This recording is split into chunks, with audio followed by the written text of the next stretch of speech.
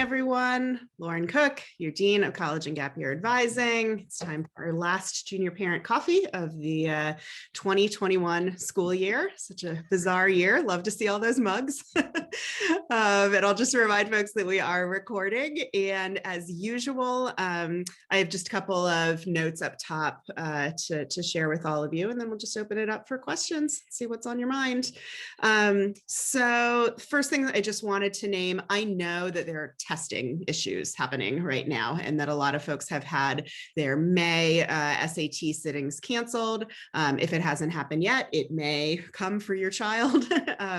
And I think this is a result, even though the counties are opening up more, there still seems to be a Department of Public Health mandate in a lot of counties about limiting the number of students that can be in one room to, or number of people to like 25 from different households. And there are some schools that I think cannot handle the social distancing practices that are necessary for both what, College Board allows the allotment of the maximums to be, and then whether that jives with the Department of Public Health standards. So I'm aware of this. There's not a lot I can do about it. Yael Krieger has been, trying to have conversations with College Board and ACT about making JCHS a test site. But, as usual, we're not getting a lot of traction with that. And I'm not sure if it's because it's sort of midstream during this year when they tend to set things up by academic years. But anyway, I'll keep you posted if anything changes with that. But for now, I think we just have to kind of live with this and keep waiting to see. I'm hopeful that June, as things continue to open up, as we continue to see what the yellow tier means, that possibilities for testing will open. But no, just remind you again, this is why colleges extended their test optional or test free policies into the next year. They get that this class may actually be able to test, which would be a difference from this past year, but not have the benefit of perhaps repeated sittings to try and, inch those test scores up to where they would like them to be. So I get it. I'm empathetic, and I'm having flashbacks to last year at this time. And, there's not a lot we can do. So stay tuned. And I think that registration should open for next year's testing, even though some of those start with July or August summer dates soon in the next few weeks. And as soon as I hear anything about them opening, I will let everybody know. I just wanted to add a little bit. I mean, I don't know if there's a strategy here or not and whatever, but we have a good family friend whose daughter just took the ACT in Tulare County this past Saturday. Mm-hmm. So I know that like San Francisco has been stricter around rules. So, and then Shauna's scheduled so far. I even called the high school. They're probably getting used to me by now, in Ignacio Valley in Contra Costa, so in Concord. Okay. And they're on board for May. So I know sometimes we'd like to keep the kids close in San Francisco, but it's an hour drive. But anyway, there may be other strategies to find counties that are a little less strict than the Inner Bay Area.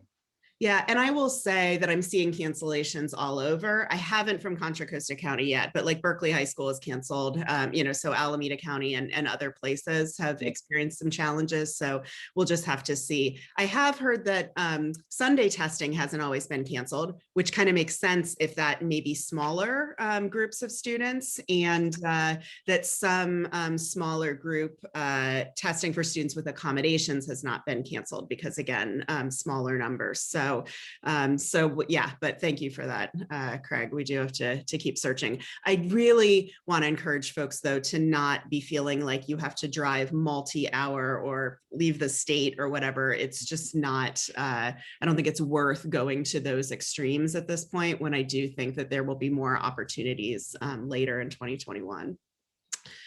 I'll just also note, I am meeting with your kids right now. We're having a second round of college advising, just sort of check-ins. Content of that is pretty straightforward. I'm chatting with them again about teacher recommendations, and they do need to make those requests to faculty members by the end of the school year. And we do that because as deadlines for applications keep sort of inching backwards, and more of our kids are thinking about submitting somewhere early in the fall, I really need to give faculty a heads up about what their caseload is going to look like for letters to write. And some people do start drafting them during the summer. Most will, return to this in the fall, especially if they've got your students in senior year classes as well. But because letters are due to me by like early October, if a faculty member has 10, 15, I think Mr. Pollack and Mr. McDonald were inching close to 20 this past year, letters to write, they really want to spend time on those and make them substantive and specific and offer good stories. So that's why I do push kids to make these requests by the end of the school year. They can tweak it a little bit, change their minds, add folks that might be outside JCHS over the summer and into the fall. I mean, soccer coaches and rabbis and, folks from outside of school can be great. But for professional community, I really do have this as kind of a hard deadline. And we're also talking about testing just to kind of check in on what's happening with them, if they're doing any prep, if their plan is still to not test at all, and making sure that sort of lines up with what their list is looking like. And then any research they're engaging in right now and some early impressions of colleges. And we're having good conversations. One thing that's coming up for some folks is not sure knowing how to interpret their U Science results. And I'll just remind you that U Science is in SCORE. It's literally YOU, like the science of you. And it's under their career profile. And it's a series of games that they can do. It takes about 2 hours if you do it all in one sitting, though I don't recommend that, like break it up. They're brain games. And about half the class has done U Science at this point. And what it does is it tells you a lot about yourself and how your brain works and some of your strengths and aptitudes. It gives you great words to describe yourself you could use on a resume, college writing, all of that. And it's going to give you a bunch of thoughts about, careers that might be good for you and the subsequent sort of majors that lead you into those careers. But it's a lot of information too. It can give you Science, I'm sorry. It's in SCORE and it's available in the student account. Oh, not with you. Right. So parents probably can't see it, I think, unless they've done it. If they've done it, I think you can kind of ghost in and see some of the results. So I have been unpacking these a little bit during those meetings and trying to point them towards some resources to better understand what they're looking at. But I think I may either have a gathering by the end of the school year or just make a quick video that I'll push out to the class to show them in their accounts how they can make best use of that. And I think some of the questions are just coming from I think, they think when they do like a career test or an aptitude test that it's going to just tell them what they should be when they grow up. And it doesn't work like that, right? And even if it did, it might not be right. So I'm also trying to, and as much as you can, I'm sure you may be doing this too, encourage them to be okay sitting in the gray area, right? Of like getting some information about themselves, but they also have to process that, reflect on that, and decide what they want to do with it. And I mean, many of us may still not know what we want to be when we grow up. So this is like a lifelong journey they will be on, and underscoring that as well. But I do think that as they're trying to do college research, there's these concerns coming up that like, I don't know what I want to do. I don't have a plan. I don't have a set major, and that's okay. You can apply undecided to lots of places. Like it's okay. So I'm also just trying to calm them down on that front as well. And then the last thing I'll just note, we had the case study program on Sunday. I think some of you were there for that, and I hope that you found it helpful. I got a lot of good feedback from families, but also from our reps. They were really impressed with how engaged you all and your kids were specifically in the process. So thank you to those of you who attended. And if there are any lingering questions, we can certainly tackle those. So I'm going to pause there. Yeah, Carolyn, let's start with you. I do have a question about that, about the case studies. Mm-hmm. Thanks. I've got to know what happened to Henry, Marcella, and Dory. I mean, you sent us the results and said, well, as you can see, this is quite difficult. And can you make any determination as to what the outcome would have been? Well, it depends on the exact school, right? And so I think some rooms got to this and some did not. I told reps over and over, I was like, we are stopping at 3:15. I want to respect everybody's time. Some still got a little cut off, but I told them if they wanted at the end to share what would have happened at their particular school, that they could do so. And I think some institutions, like at a Harvey Mudd that is so incredibly selective, I think none of those kids would have gotten in, right? And if you're thinking about a Drexel or a USF or some of the places that are a little bit more broad access, I think all three would have gotten in, right? So I think it depends on where you're looking and what their barometer is for admission, and of course, again, what the kind of match is. But there isn't a right answer. And I don't think there's a right answer for Plymouth Shores, which I know is frustrating, but yeah. And hopefully it also illustrates for you that that there's a lot of things out of your hands as a student applying, including who is reading and interpreting your application, and that opinions, because we bring our own biases and interests to the table. Now, a lot of colleges are getting a lot better at doing bias training and having these conversations with their readers, because as human beings, I think we are likely to be drawn towards people that are like us, right? And so we're going to advocate. I was a theater kid, an arts kid in high school, and I realized in my first 2 or 3 years as an admission officer, I was especially, behind those kids that were in my applicant load. And that's human, and that's not okay when you're making admission decisions. So I think really savvy places are working very hard on that. But it is, there's objective stuff about the process and subjective stuff. And so the bottom line is that whatever happens, this is not a referendum on your child as a human being, right? This is about that particular institution and the data they received and how they decided to process it. So. Okay, thank you. Yeah. And there was just a question in the chat about how will we know if an SAT is canceled?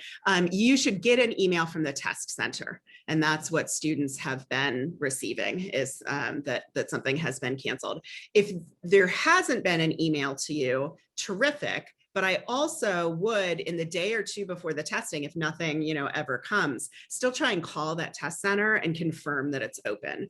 Because we did have, especially throughout 2020, kids showing up at a test site, at that 7:30 a.m. time or whatever, and there's a sign on the door saying, testing's canceled. Sorry, we didn't tell you.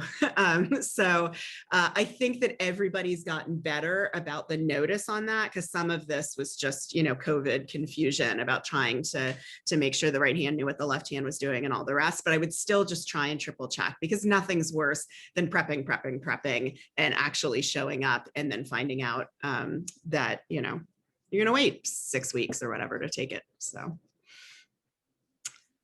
what other questions? Do we know if Berkeley ACT happened this past week? I don't know, because I don't know that we had folks sign up for April, but I also didn't hear from any students about it being canceled, but it would be weird if it's canceled for May and it wasn't canceled this month. So that's a good question, and I don't know the answer.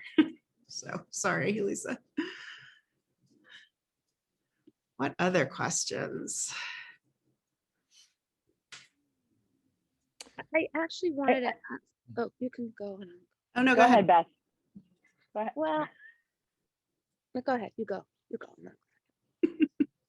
No, I was just saying, I feel like we're kind of stalled a little bit on the college thing. I feel like a lot of the people I talk to and a lot of their kids in our grade have not been doing a ton of stuff about college. Whereas with my older one, I had already toured the schools by now. We already had an idea. And so I feel I don't know if I should worry or not worry. I don't feel like I should worry, but I also feel like, there's a small scope of schools. I feel like we need for us, and I feel like it maybe needs to be broader. Or how do you know with no test scores how realistic something might be for your child? That's kind of, Excellent questions. And I will say that first of all, I wouldn't be worried. I think both if we were in a normal year, it's still okay if juniors at this point haven't totally like locked into the process or, been real excited about visiting a bunch of places. But certainly while we're still in the tail end of the pandemic and so many places are still closed, there's something about standing on a college campus, that really helps make it real.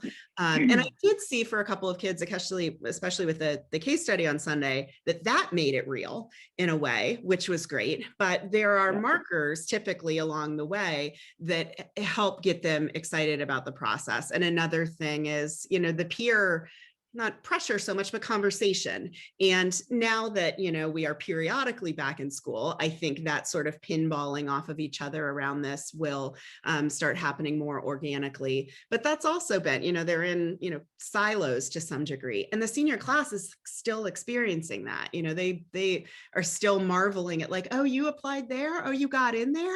They're usually like talking, at school about it. So all that is to say, it's okay if your folks have not quite clicked in or haven't had the time or the bandwidth for it. This has been a really tiring year. But I do think that this summer, I'm seeing more schools start to announce that they will be having some limited visit possibilities. Reservations will obviously be important. I think they'll do the same kind of health check stuffs with all of you that, you're having your kids do when they come to JCHS.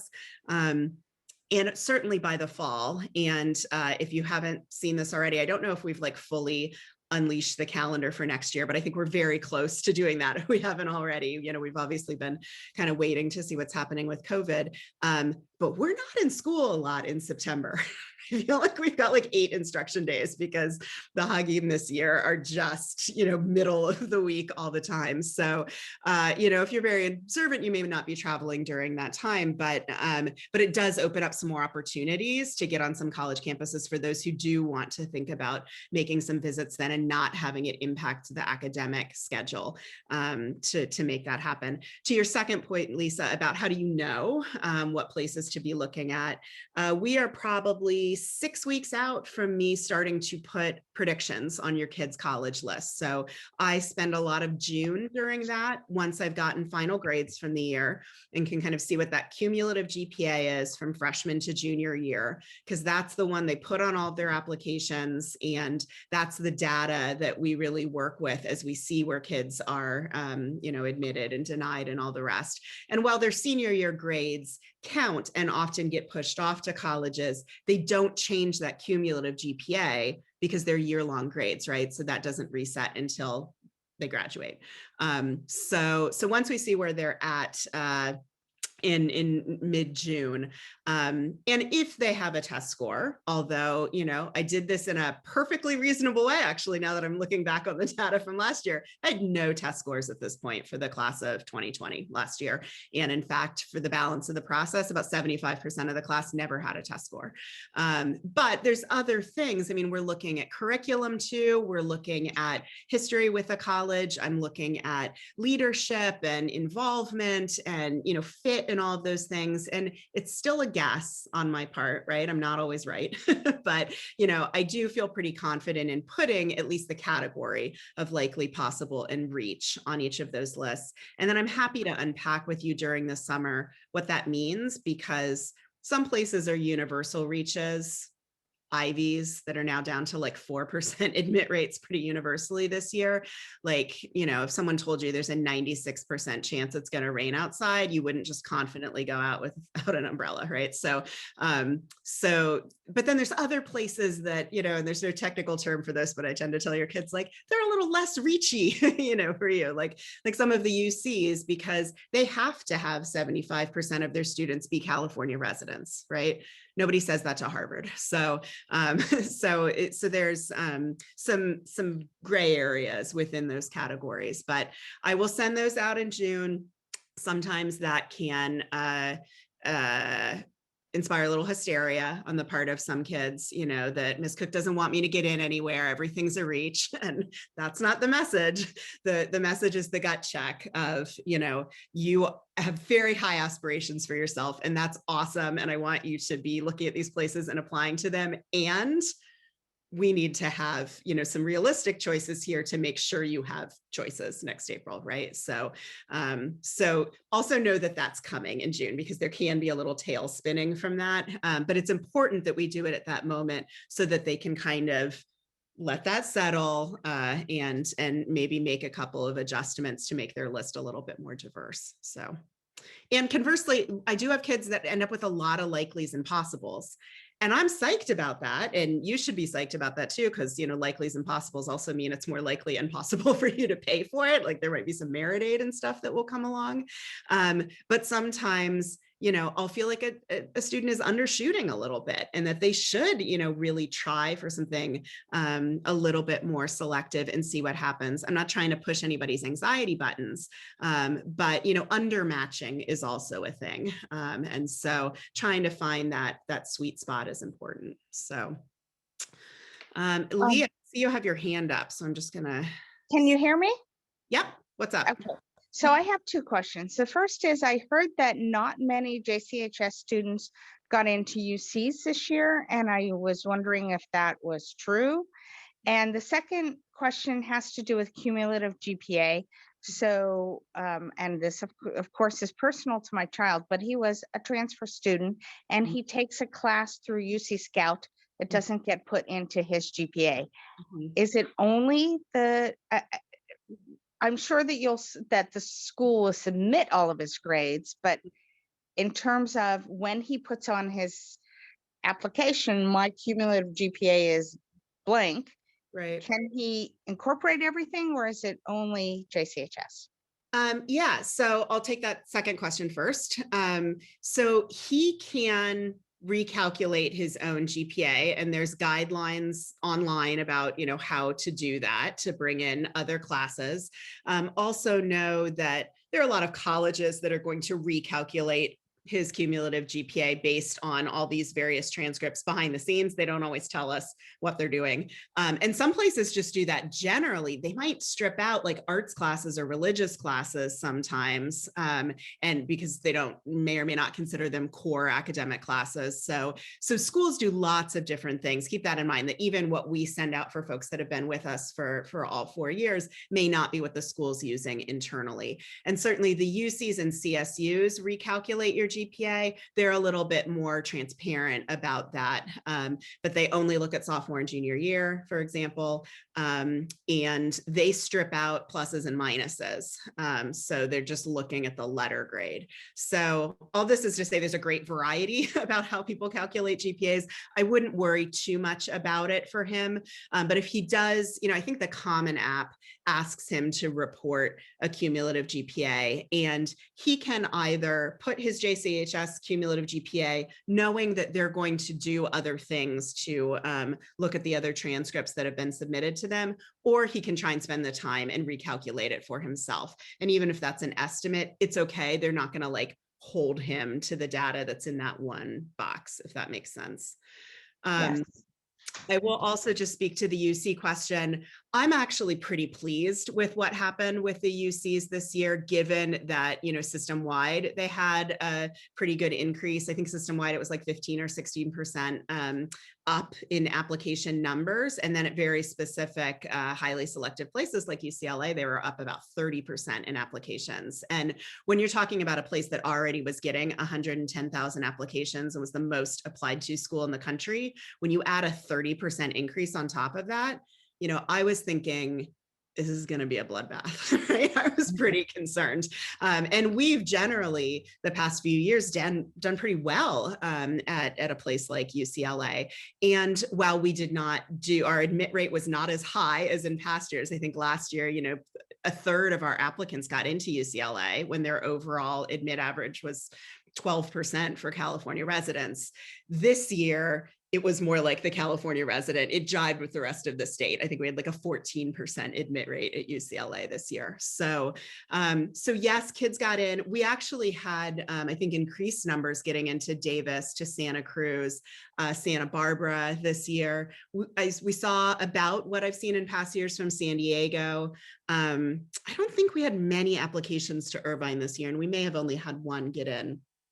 I will say right now we're a big goose egg on Cal, and that is not unusual in some years for us. We have had kids get in the past 2 or 3 years, but we did have a stretch of 2 or 3 years where no one got in. And after being on their counselor advisory committee for 2 years, I was one of like 12 counselors that was asked to come in and give some feedback on their process and learn more about their process.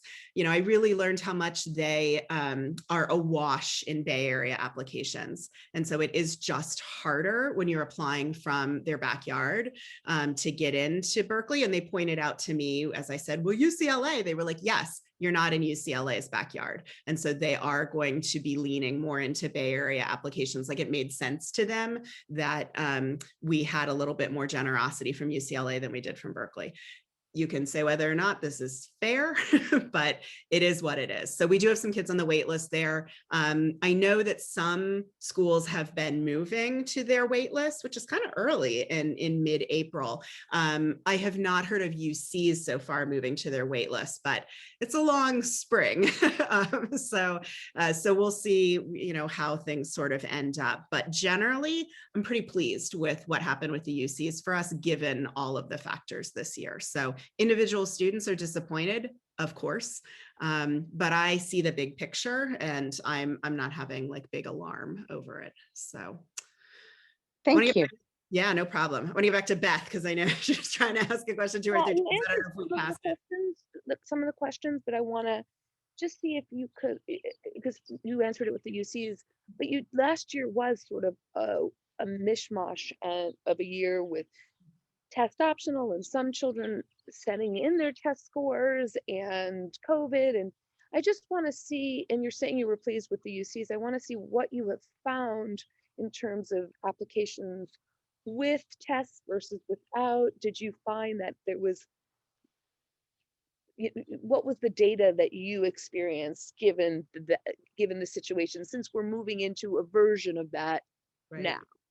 Yeah, I mean, I can tell you anecdotally what I know. So, well, and I do have a bit of data, but I will have more next month when my professional organization has its annual conference. I will be MIA from all of you for a week in May to attend daily sessions, but it will be very much worth it. My friend who's the director at the UCLA is running a session on what happened with test optional admission, or test free admission, actually. And then there's another session from all sort of private schools about various ways that they dealt with it. So I'll hear a little bit more at that point, which is really the more appropriate point to just kind of like unpack what happened, because they'll also see how they yielded kids by May 1 and all the rest. But the emails I have been getting from colleges and counselors have really been pushing schools to disaggregate their data and be transparent about it. How many kids applied without test scores and how many did they admit without test scores, right? And were those things roughly equal? And I can say generally from your Tufts and your Tulanes and your Northwesterns and even from many of the Ivies, those numbers have not been very far apart from each other. And so generically, I've been seeing a lot of like somewhere in the 70-ish% of applicants did not submit test scores, which speaks also to the test optional policies, because I think in other parts of the country, more kids had the ability to test, but they might not have chosen to submit them still, right? So 70-ish% were not submitting test scores. And then often it was somewhere in the 70s of kids that were admitted that didn't have test scores. Might have been a few percentage points higher or lower, you know, at some places. But however, you know, at a handful of places that I have always suspected cared a lot more about test scores, and this would be a Georgetown, a Wash U, that these places you did see a slightly lower number of folks that were admitted that did not have test scores. So, and I can advise your kids if they've got those kinds of places on their list, if it hasn't come up already. But, you know, there are some places that it's so entrenched and they're having a little trouble moving without it. But by the same token, I had a friend invite me to sit in on a session with Caltech that was really for their community a few weeks ago, as they are thinking about kind of buying into a very specific holistic review framework, because they have said they're going to be test free this past year, next year, and it might even be for a third year. I don't remember how long this trial period was. And so I think they did a lot of things on some intuition and past data this year, but they are looking at, you know, a kind of out of the box system for how to really, you know, objectively, you know, make some decisions that are good for their institution and their mission without test scores. So I'll have more information to come, but I do think that colleges did a pretty good job this year on the fly, right? Nothing that many places had planned to do, making fair decisions. And, you know, there's always decisions that I sort of, you know, am confused by as they come in, and that can be for any number of reasons. But again, the majority of the class, to me, as I saw decisions come in, it made sense based on what I knew of the students and their rigor and their involvement in their writing. So I do feel like our admission officers were doing a pretty good job trying to still get at, you know, who is the student without that one data point. So. So Craig. I have a question. Yeah, thank you. So maybe I missed it in these different sessions, but I've never really heard it explain the early application, early decision. And I think there's like an early decision 1 and 2. Right. Can you Yes. take just a few minutes to maybe just give a primer on what it is, and then why would a child choose to do that? What would be the advantages, disadvantages? Absolutely. And that's a good thing to start thinking about right now. So we've got 3 main flavors of early applications. So the most restrictive is early decision. And you can think about it as in you have to make a decision. And early decision, or ED, as a lot of people will refer to it and will come out in my emails, is where, you know, it's supposed to be your top choice school. It is a place where if you are admitted, you intend to enroll. If you are admitted, you withdraw any other applications that you have out there. This is your number one choice. And you know, if you're in, you're going. They will often work with you or let you out of your contract if financially it is not going to be possible, right? I really encourage folks, if you're going to try an early decision application plan, that the parents get involved and really are looking at the finances early. And you can even see about making an appointment with the financial aid office at some point in October. The earliest application for early decision 2 is typically November 1. And so November 1, November 15th, those are pretty common early decision dates. The FAFSA, the profile, those financial aid forms open on October 1. And so if your child over the next few months begins to get really interested in early decision, I would be gunning for completing those financial aid forms as soon as you can in early October, submit them to the college, and then call up financial aid and say, can we schedule a half an hour appointment? You know, if you've been able to review my form, and just give me an estimate. You know, what do you think? Do we not qualify? Do we qualify for a little? Might we qualify for a lot? And they should be able to give you the need-based aid estimate on that. Merit aid can be a little bit more squirrely because, especially with private schools, it may depend on what the pool looks like, and they're not going to know that at that point, right? Because the deadline won't have passed. So that's the early decision thing. I will say, why do people do this? Because admit rates are higher for early decision. Fair or unfair, colleges know this is a 1-to-1 ratio. They admit one student and they get that student most of the time, right? Where when we get to something like regular decision, depending on how popular the school is, maybe they have to admit 3 kids to get one to come. Maybe they got to add 4 kids, 5 kids to get one to come. And so this is partially a way for them to keep those admit rates really low, right? This is enrollment management. This is trying to keep their stats, you know, selective.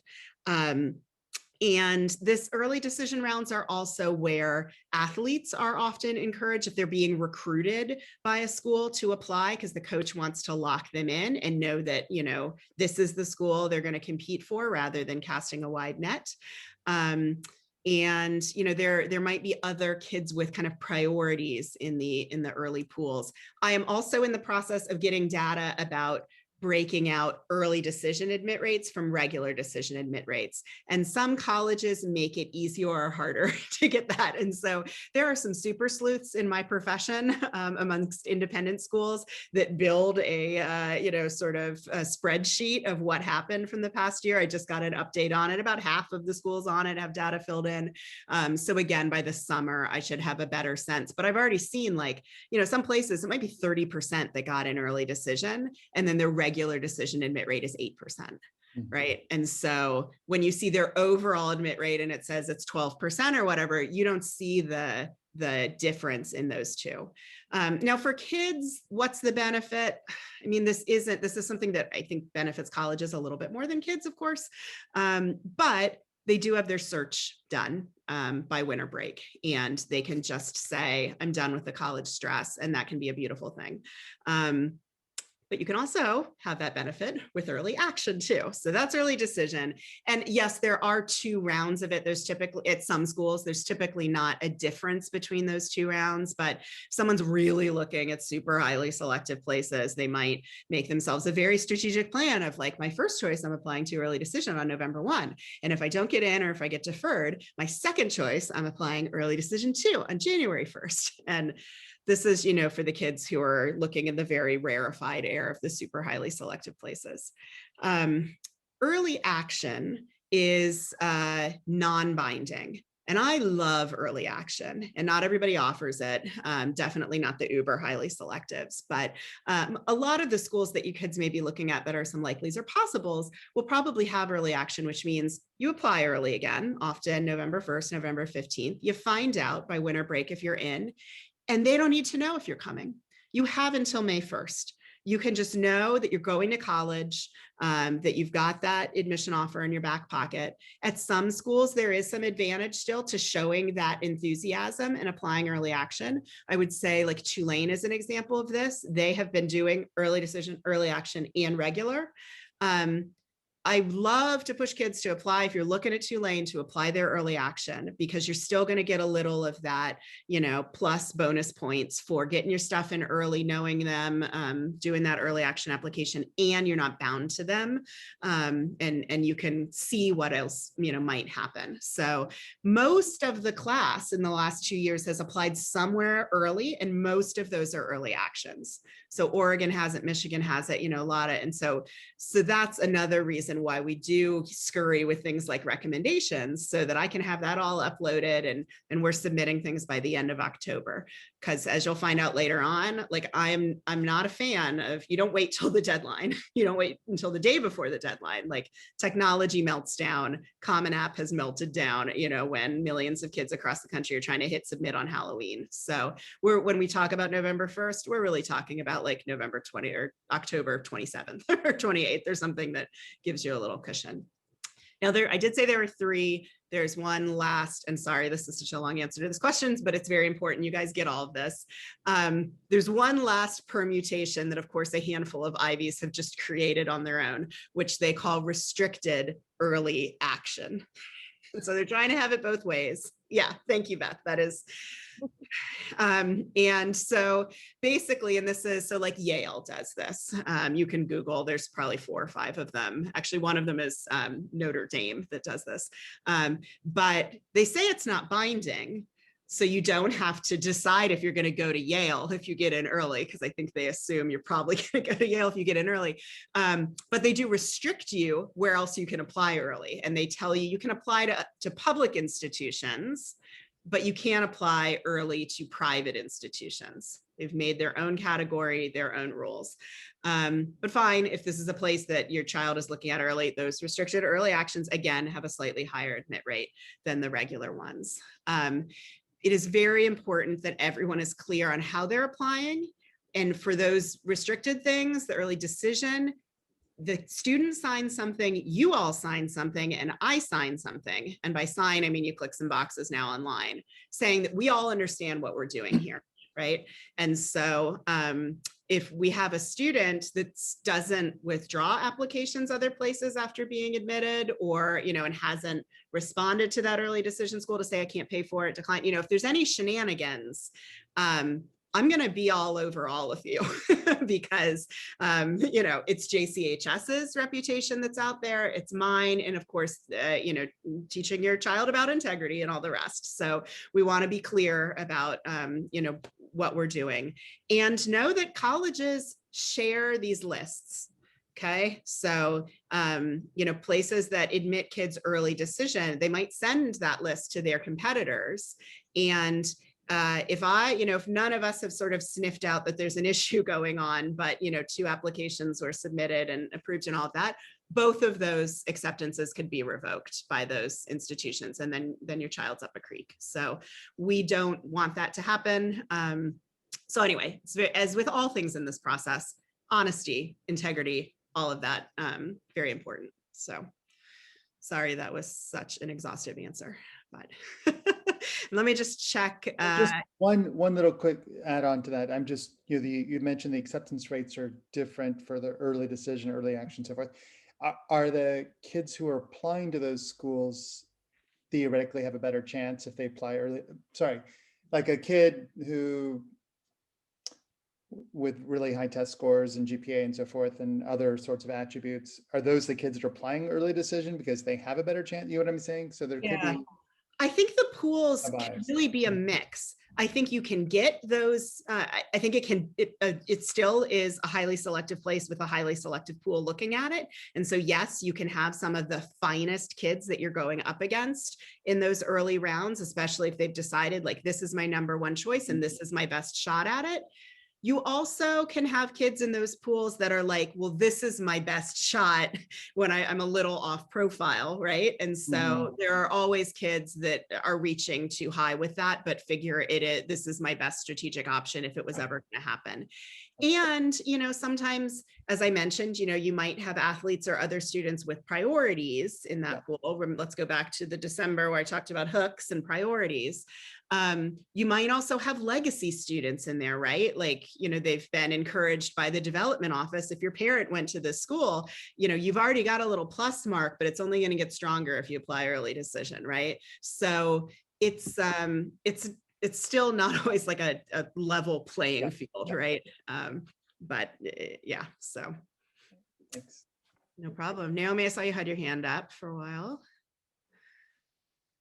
Hi, this probably was covered and I'm just, the caffeine is probably just kicking in. Yeah. I don't know very many graduates of JCHS, but I do know a ton of families just in the SFUSD public arena. And it was a really, really tough time for a lot of seniors, even with 4.0s and above. A lot of my friends' kids got no UCs at all, or if they did, they got waitlisted. And these are, you know, honors and AP kids and all of that. And I'm just wondering, I guess I don't totally understand why, because of blind test scores, why that's affecting the admission rates at UCs and CSUs so much. And my question is, if the whole country, the whole world is test blind, then isn't it still apples to apples? It's not like Ohio are submitting test scores and California isn't. So I don't quite understand why it's so different taking those test scores away. There's still GPAs and they have their minimums. And why are kids with strong GPAs still not getting into UCs just because of COVID and test blind? Excellent question. And there's a lot of pieces to this answer, so I'm going to try and say it succinctly so I don't talk for another 10 minutes. But so the first thing to consider is that all these pools were inflated. That's the test blind piece of things. So more folks felt encouraged to try applying to the UCs if a test score was potentially not going to be a barrier. So we've got many, many more applications to wade through. That may have meant many, many more 4.0 students, right, than normal. But now we're not delineating by who has a 1300 versus a 14, right? So there are some kids that are extremely strong students. And frankly, I think the 4-year record ought to be with more weight than a 4-hour test on a Saturday morning, right? But there are some kids for whom those things did not line up. They had a much stronger transcript than they did test score. And so now they're in the running in a way they might not have been before, and there might be more of them, right? So that's, I think, one piece of it is we're just talking about numbers. And most colleges have a lot of really sophisticated ways of doing econometric modeling and all of this to figure out, of these kids who we say yes to, we think this number will say yes to us. But they're guessing at the end of the day, right? And so the guesses this year, I think, probably have really panicked the UC campuses, because they can't just make everybody an offer they normally would and hope that all these inflated pools mean that not everybody's coming, right? You may apply to 20 schools, but you can only go to one, right? They don't want to over enroll. And so that's also why we're seeing really big wait lists this year, because they may have had to take more of this tippy top echelon, the 4.4s, right? And the 4.0s, got left behind. And then they might have very few of the 4.4s say yes to them. And so then they got to go to the wait list. So the story, we're still in the middle of the story, right? Because the wait list offers are yet to come. And as I said, some schools are already, making some waitlist offers. Some of our kids have gotten off waitlists. It hasn't been from the UCs yet, but that's typical because they do, wait until May 1 typically. And we also see a cascading effect. The Ivies often start going to their waitlist, and then that, just like it goes down the kind of, I hate to use the word food chain, but you know what I'm saying? Like, because they're pulling kids from the tier below them, and then that tier, and so that's one piece of it. The other thing to really think about here, though, is that GPA is one piece and it's not everything. It's super important, because that's the baseline, in theory, of can you hit the ground running on our campus and do the work and, enter, at a strong level. But the UCs and lots of other places are taking lots of other things into consideration. And I think they were also freed up to take more things into consideration. So I will tell you, there are lots of UCs at JCHS that took kids that did not have a 4-point GPA, and that's where you're writing and that like really robust activity section. And, they are trying to be contextual too. And so I would ask about all those students with 4.0s that didn't get into UCs. Well, what else were they bringing to the table? What, if all they did was their homework, or, if they had a sort of one note story, or, versus someone who might have had a 3.8, but also had all this involvement and leadership and was kind of clear on, who they were and was able to articulate that. And, also, the UCs have really been leaning into providing access to first-gen students, to low-income students, to students of color, all the kind of categories that are underrepresented in higher education right now. And sometimes those kids with the really flawless GPAs have had a boatload of privileges that came to help create that, right? And so I do think that there's also some disaggregating happening. Now the UCs, they're public institutions. This is pretty transparent. They do have these 14 factors for admission that are on their website. You can Google University of California 14 factors of admission and look and see what those 14 factors are. There's a lot less mystery here than there is with private colleges, where there's a little bit more smoke and mirrors. They don't have to tell you how they're making decisions. But yeah, that's some of the first stuff that comes to mind. I still gave a 5-minute answer on that. Apologies, but I hope that gives you a little bit more context. It's confusing though, because on the face of it, it's like, yeah, this seems crazy. I don't get it. There was one long lingering in the chat question, and I don't even know if she's still, yes, you are still here, great, about going to a campus to make it real. Do you have a suggestion on which campus to go to? And I don't think it matters where you go, especially as we are just dipping a toe in the travel water here, right? And trying to continue to keep ourselves safe. And I have this advice in the college advising handbook. I think there's 2 pages on visiting a campus. And so I have some suggestions on things you can do, and things that might not always come to mind right away, like check out the college town. And this is one of maybe the only options right now if you can't go in buildings, on a college campus, but see what's around there. Can they walk to stuff? Are things, accessible to students, of interest to students? Check out the Hillel, or what, kind of Jewish life, Jewish services they might have on campus. And know that types of schools right now are going to be helpful for your students, and it doesn't necessarily need to be a place they're actually serious about going to. So like, you could drive down to Santa Clara University, which is a Jesuit institution. We have some kids that are looking at it, especially if they're interested in computer science. They've got great connections with Silicon Valley. It's a school that is good for our kids in that regard, but it's Jesuit. And so sometimes folks are like, I don't know if I'm that interested in being at a Catholic institution or that close to home, et cetera, et cetera. But it's private. It's got a real sense of campus. You got green spaces, you got new buildings. They've got, some interesting athletic options that can stand in for a lot of private, sort of suburban, mid-size institutions, 6,000 or 7,000 students that might be on the East Coast, like an American university, or, so think about types. You can go to a UC, and while it's not the same as going to University of Michigan or to Indiana, it's still going to be a large public major research university, right? And so just getting a bit of a sense of the aesthetics, of the size, of the scope. Does this feel overwhelming? Is this, feeling like freedom after being in JCHS? I'm like anonymous here.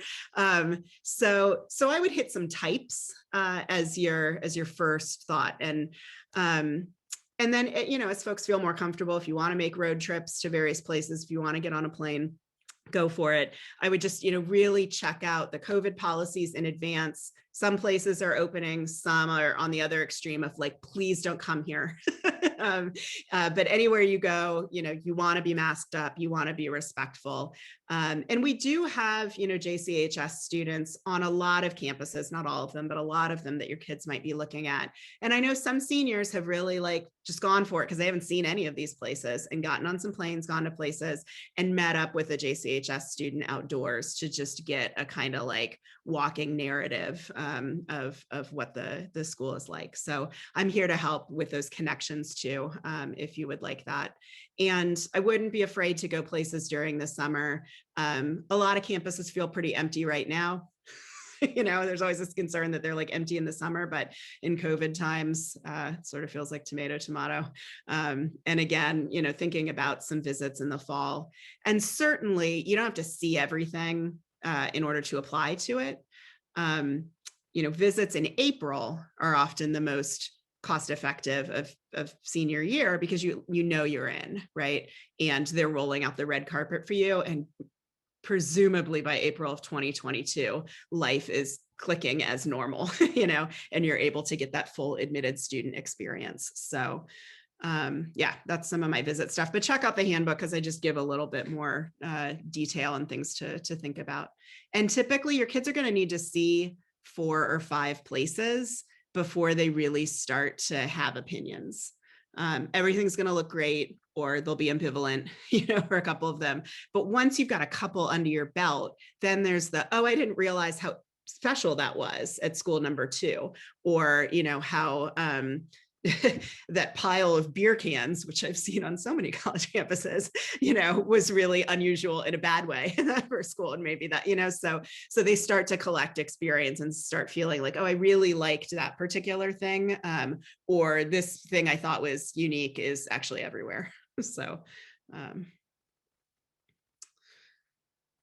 right, 5 more minutes. Yeah, Beth, what's up? Oh, you're on mute still. Does anyone else have a question first? Because I don't want to clog the time. The only question I was thinking is, are you going to tell our students what school might be more to apply to that might be likely for merit or academic scholarships? And are there academic scholarships outside of directly from the school that you're aware of that our kids could apply for and start working on over the summer?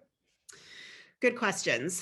Yes, I will reference a little bit more of where I think you're likely to get merit aid when I make those predictions in June. So I will send an email to the student and to the adults of email saying like, your predictions are in SCORE, go check them out. And if I have any particular insights at that moment, I will usually put them in the email and say like, as I just mentioned, like, I wrote UCLA as a reach, but I think maybe that's a little less reachy for you, than the reach I put on, University of Pennsylvania, so I'll put some of that context in there, but also like, and note that these, 3 schools have historically given big merit awards for students that have a profile like yours. So I'll try and give a little bit more nuance, but also know that I'm available during the summer. So I don't work on a strictly faculty schedule. I do work during the summer. I mean, to be honest, I'm going to take some pretty good vacation this summer because it does feel like I worked for the last 16 months straight. We didn't get a summer last year. But I'm going to put Zoom appointments up in June, July, and August. And I'm totally happy to sit down with you and your child and just unpack the whole list. And let's talk about, what I'm thinking your chances on and what the financial stuff might be. If you don't know about a school, to tell you a little bit more about, why, I think it's a good fit. And to also it's really helpful if you guys start doing these visits to then have you download with me about what happened and what you thought. So there's that. And then in terms of financial stuff, keep in mind that the vast majority of students pay for the vast majority of their college costs by what that institution gives them, right? So outside scholarships, as just a general category, are typically not defraying a whole bunch of the costs. So it is good to sort of focus first on places that say things like, we meet 100% need. If you're a family that thinks you're going to get a lot of need-based aid, that 100% meeting of need means there won't be some mysterious gap between what they offer you and what you can actually afford. Lots of places, engage in gapping. It's a reality. They don't all have the huge endowments, but looking for that 100% need-based aid. And then of course, places that give out pretty generous merit awards. Many will be very transparent about that on their website. And then of course, I have some more internal data and anecdotal data about what I've seen coming in from our students in the recent past.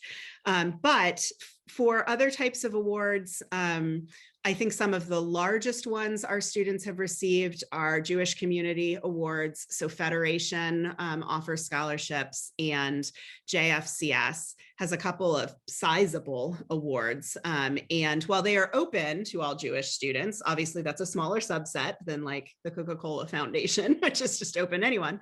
And, JCHS students have won these in recent memory. And the unfortunate thing about the JFCS one is that their service area is everywhere but the East Bay. And so that folks in the East Bay generally cannot apply for those awards, but the Federation ones are open, I think, to everybody. The downside of those are that the applications for those and actually finding out if you've received them are well into the spring of senior year. And so often folks are making a decision before they know if they're getting $5,000 or $10,000 or whatever the case might be. There is a website that I like, and I'll put this in the chat also to everyone. Going Mary is just a clearinghouse of all the types of private scholarships that are out there. Just by putting in your GPA and some basic information about yourself, it will tell you all sorts of things you qualify for. And it might even submit some applications on your behalf just based on the very basic data you put in. But then, it will also tell you there's some that require writing or recommendation or whatnot. But I love it because it predicts the amount of time it's going to take you to apply for individual ones, gives you the award amounts. The $500 ones, the $1,000 ones, just skip them. It's especially if they require a lot of work. These things don't stack up the way you think they might, and it can impact your financial aid award from a given school. So if a school is offering you some need-based aid and you get $1,000 from an outside scholarship, they're going to reduce your aid award. Now they will reduce probably some of the loan, but they'll also reduce some of the grant. And they don't typically reduce it by the 100% of the award that you got. They're not going to reduce it by $1,000, but they might reduce it by 500. So these things impact each other, right? So I really going for the bigger amounts is both better use of your child's time, and if it's going to impact your, award from the school, you're still going to have a net gross of something more substantial, if that makes sense. Mhm. All right. I see it's 9:01. Yeah, I Craig, have to last go. question. Yeah. Thank you so much. Thank Really you, nice. seeing super everybody. Yeah, helpful. bye. Yeah, of course. And again, I'll push the video out later this week. Good to see you all and have a good day. Thank you. Yeah.